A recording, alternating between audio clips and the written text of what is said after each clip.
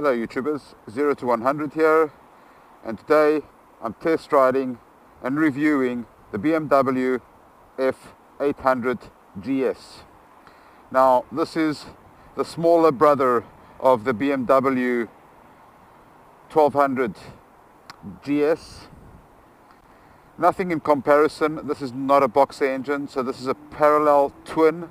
The displacement on this engine is 798 cc's and it's delivering around 84 horsepower. Very smooth engine. It's got enough torque. Not as powerful of course as the bigger bikes, but this is more, in my opinion, biased to all kinds of adventure. It is more of an off-road bike rather to a road bike. And the reason why I say this is simply because it doesn't have 130 brake horsepower. It's simply got 84 brake horsepower. It's got a lighter body, weighing in at 212, I believe. I'm not sure, but it's a lot lighter than the other bikes. So that being said, this bike is really an all-purpose bike. Now let's start with the front. The front is a 90 by 90 21-inch tire. This has got the Scorpion Trail tires stock. It's got two 300mm floating discs. It's got Brembo dual caliper piston brakes, 21-inch tire, and also, which helps off-road, is the spokes. 43mm upside down forks. It's got the very classical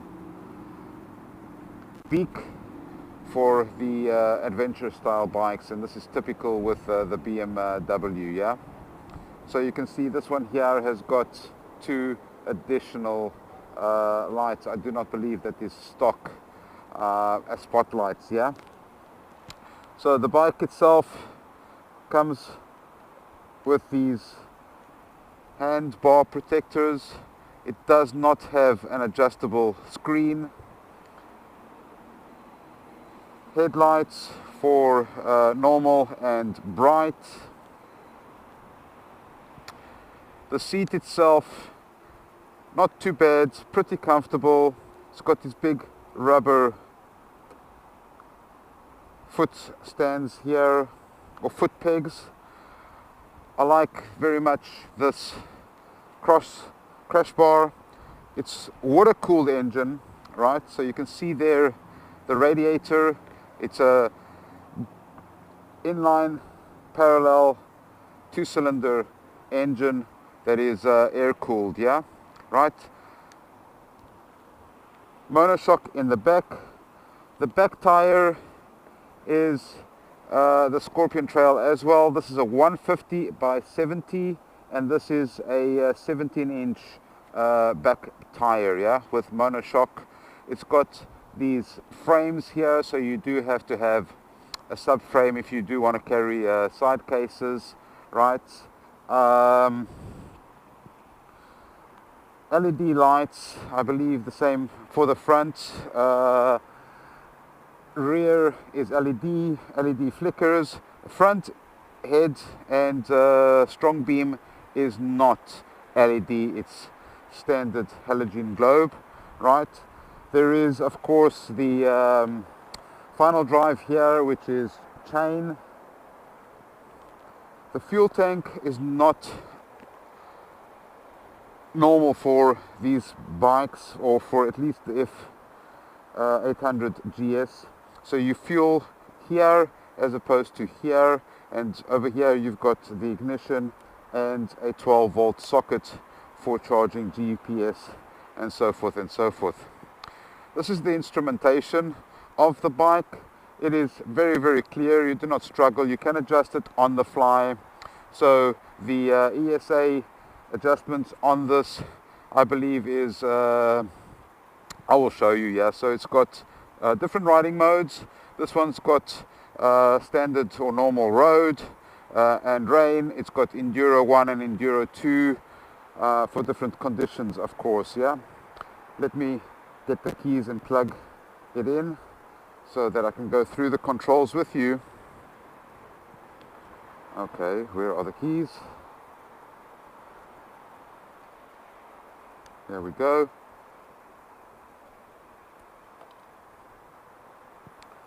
So the controls itself is pretty clear, pretty visible, and as you can see here, the electronic suspension adjustments is, I got it on sport at the moment and road, right?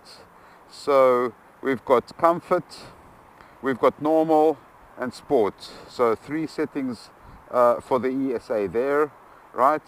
Let's keep it on normal, right? Then we've got 3 different riding modes. So we've got roads, we've got enduro, right? We've got enduro plus. I don't know if you can see that, and let me flicker through that. So we start with rain, we've got road, enduro, enduro plus. Those are the 4 modes that this bike has got. Over here it's got heated grips, very, very good. I rode the bike out here. The heated grips on this bike are a lot better than the ones on my cross tourer, so they really heat up your hands. Unlike the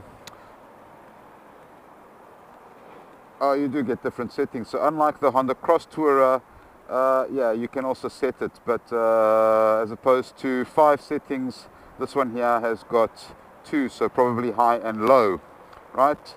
Let's keep it on low because the high were quite warm. Very nice neutral indicator. You've got your petrol indicator here, and you've got your temperature gauge here, odometer, time.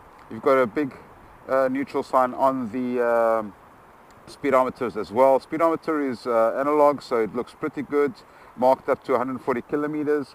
You've got, of course, the rev counter, so let me start it up.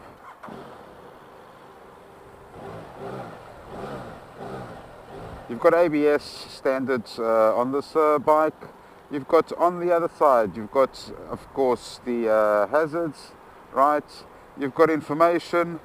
So this is distance, range, average, fuel consumption, engine temperature, ambient temperature, and so forth and so forth. So you've got the pretty much standard. You've got your flickers here. The flicker switch I don't like. It's not as tactical, so it's very stiff.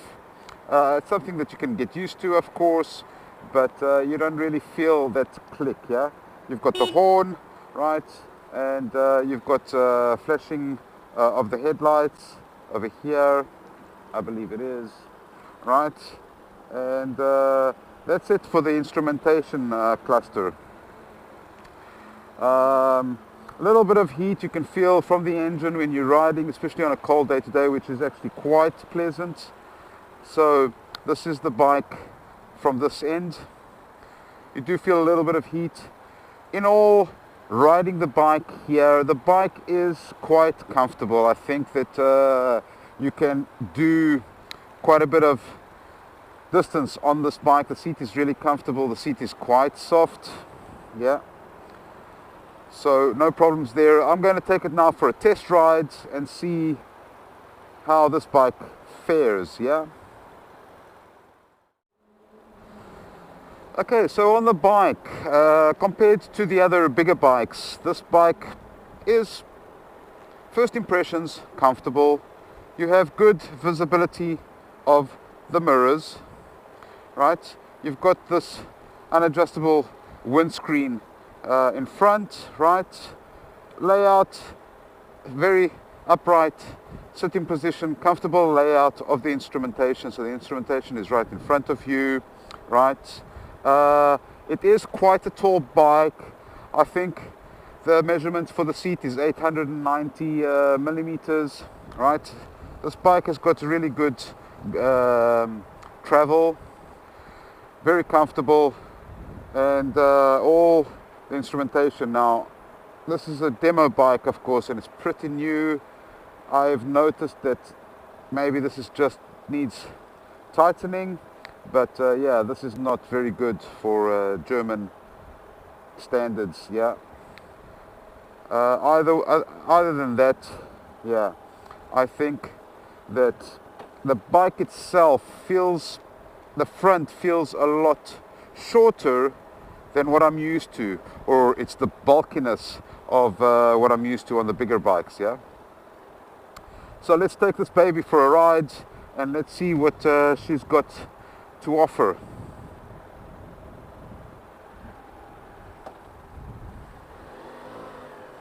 Very smooth engine, very smooth clutch. I must say that on my way here parking it, I did struggle a little bit to get it into neutral, and I don't know why that is, because this bike has got 5,000 kilometers on the clock. It's a brand new bike, and it's very unusual that it struggled to put it into neutral. So let's take this for a ride. Okay, the bus wants to get in, so let's be a gentleman.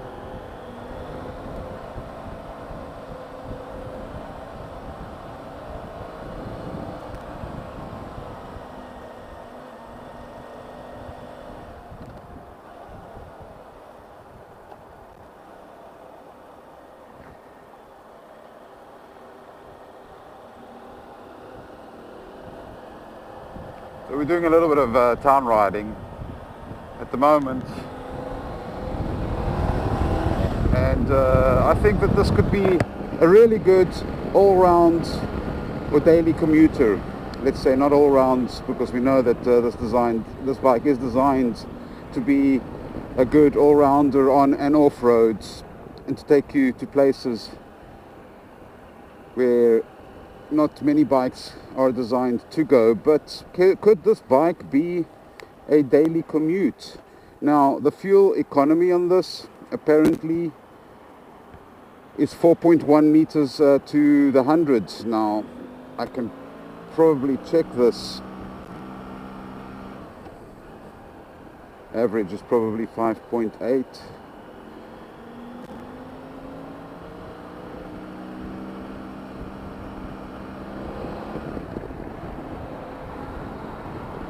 .9. Yeah, so right now this bike is on 5.5 liters per 100. So it's a little bit higher than what BMW are claiming, yeah. But still, 5.5 is not all that bad for a 800.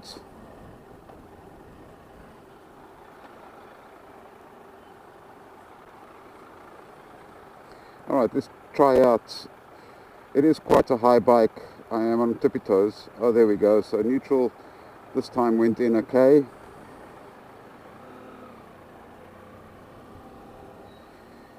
I must say clutch operation on this is quite smooth.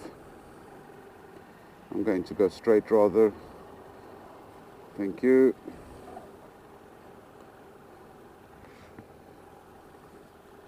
Let's do the neutral check again. No, there, it's going to 2. There, it's in neutral.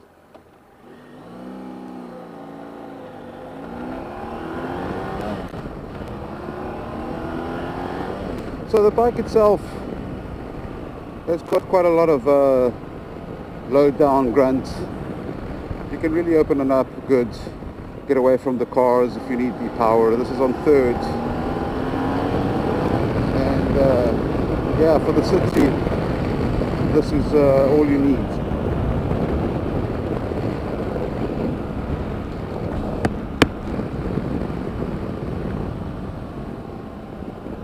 So we will do it and test it now on the open road, do some cornering.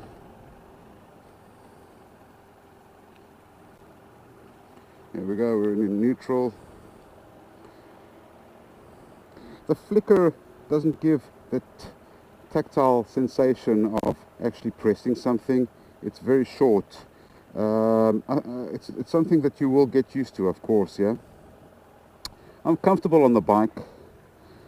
Nothing wrong with that. The heated grips, putting it on the lower setting, is now just warm enough, so it goes from one extreme to the next, right? And right now I could do with a little bit more warmth. If I put it on the next setting, it's just going to be too hot.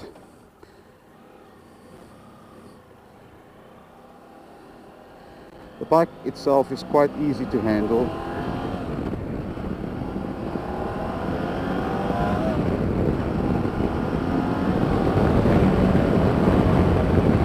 A little bit of a steering wobble there, I don't know why.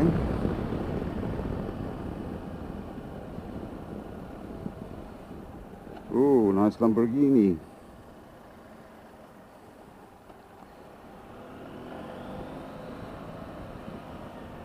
A little bit of road maintenance. Yeah, let's get out to the open road and let's push this baby. See what she's able to do for a long distance tourer. Alright, so wind protection on this bike, and I wonder, it's got a bit of a wobble, yeah, it's not all that great.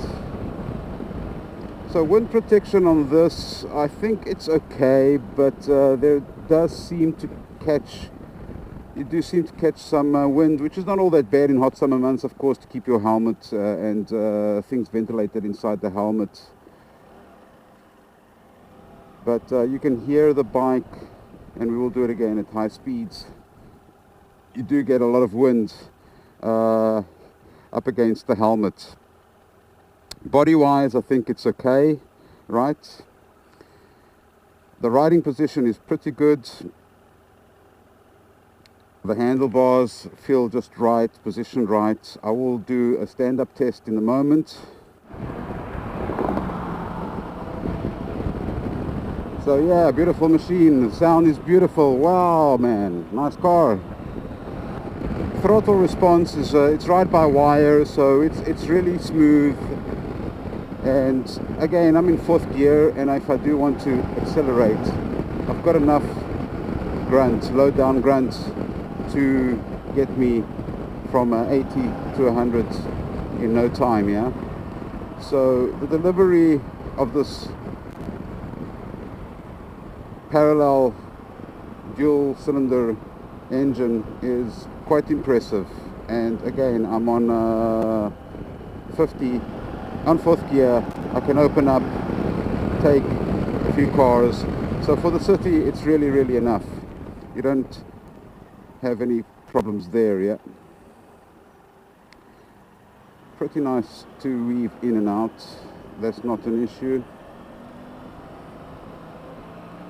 It's not a really heavy bike or a very big bike for that matter.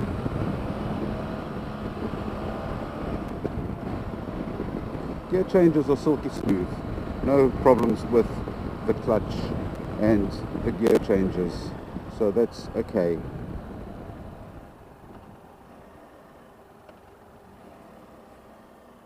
Now, just to give you a demonstration of the low down power, I'm in 2nd gear doing 50, and I'm going to accelerate to get onto the highway. And as you can see, cornering of the bike is also quite stable and natural. It feels natural. So right now 127,000, doing 140 in no time on the highway. So yeah, not bad for an 800. Wind protection from this windscreen could be a little bit higher because I'm getting it right here.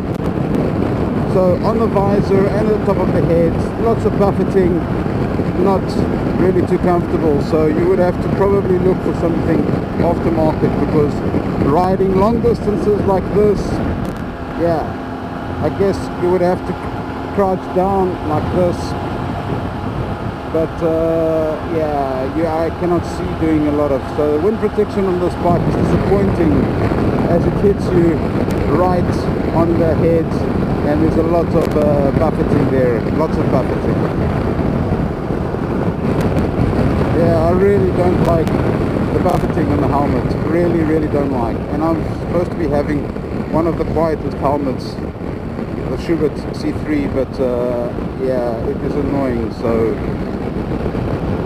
I would recommend those that do get this would then look for a reflector to dodge the wind over the helmets.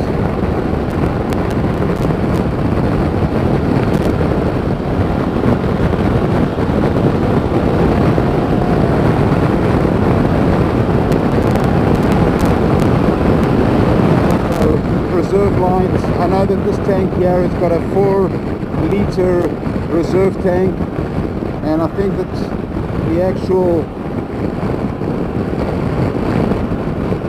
tank on this bike is 24 liters. I'm not sure. I will put the specs at the bottom of the video so that you can check this. Yeah, it's either 16 or 24. I do know that the reserve on this is 4 liters.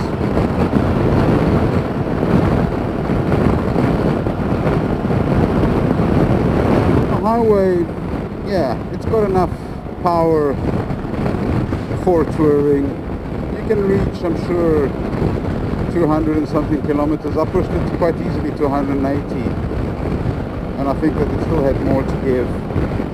So power wise, for the open road, for the motorways, yeah, nothing wrong with that at all. Yeah, for the 800cc engine, smooth delivery, plenty of grunt throughout. Really not bad. The only annoying thing is really the buffeting of the winds, and that's something that I would have to take care of, because I'd have to drop significantly to eliminate the wind noise. So standing up, the bike is pretty good. I would say it is really a comfortable off-road stance. You're able to lock your knees just north of the seat.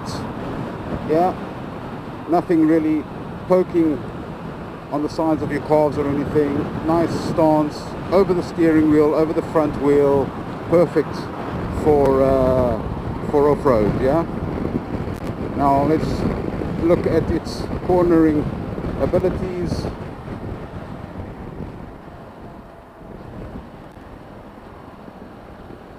Yeah, the bike itself, you can lean quite good. Yeah, it's really not a difficult bike to maneuver. So nice and easy through the corners. Yeah, nice lean angle. Very nice. Very nice. So overall, I am impressed.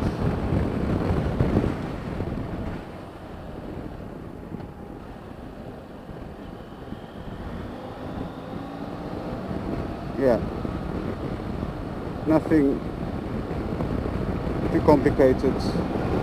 Nice handling abilities. The bike is, like I said, quite easy to maneuver.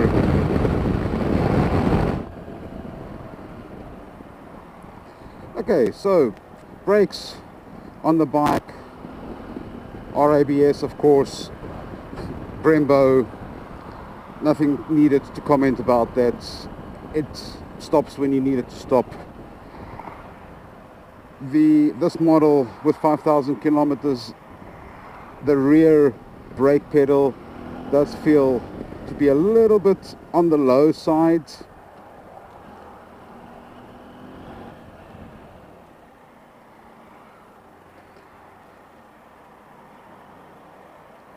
And I will show you what I mean about the wobble on this bike. Now again, this bike has got 5,219 kilometers. It is brand new, but it does have an annoying wobble, and I will show you this from time to time, what this actually looks like.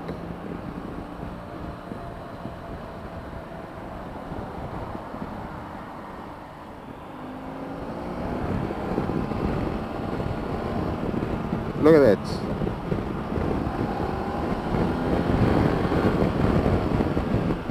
Look at that wobble. That's incredible, yeah?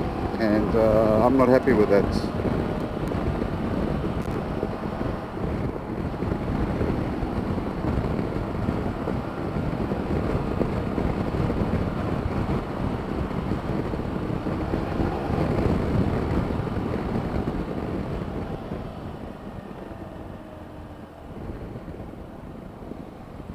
So let me show you this again now that I've got a bit of an open road.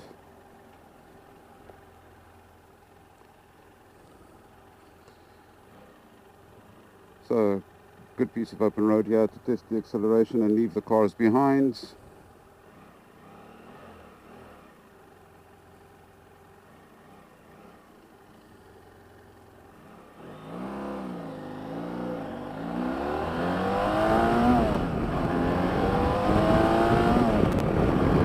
It's enough.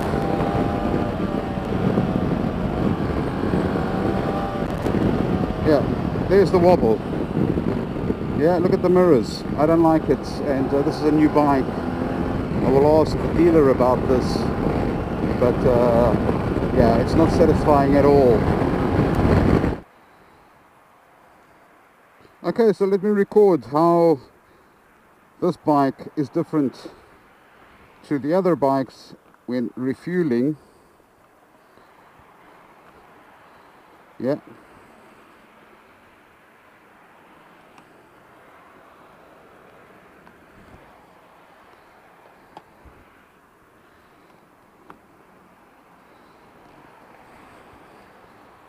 Let's put about 4 liters.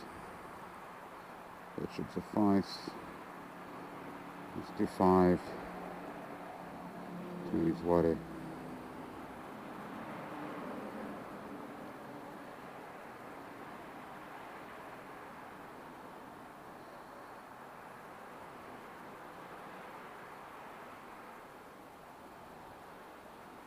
Five liters, and that is how you refuel this bike instead on the tank. Not bad. All in all, the BMW F800GS. What are my impressions of it? It's a comfortable ride. It's got enough power throughout the range. Enough at least for city riding. Will it make a good daily commuter? Yes, most definitely. Will it do for long touring distances? Absolutely yes. It's got a really nice adventure stance, so standing up position is good. I think this is a great all-round bike. The weight of the bike, and I will put it below, I think it's 240 kilograms. It's pretty good to be able to handle any sort of terrain, so it's not as heavy as the Honda Cross Tourers and the BMW 1200GS. Gears are silky smooth, an all-round nice bike, good visibility with the instrument cluster, plenty powerful brakes. The negatives, yeah, the negatives on this bike is definitely the wind buffeting of the windscreen, and also not happy with the steering wobble on this bike. Yeah, jumper red light, who cares? Yeah, I think the bike will do. The bike will do. The bike is good. It looks good. Feels good. Besides the steering wobble and the other points, yeah. Leave your comments below, guys. Let me know what you think of the BMW F800GS. Yeah. Thanks for watching and enjoy.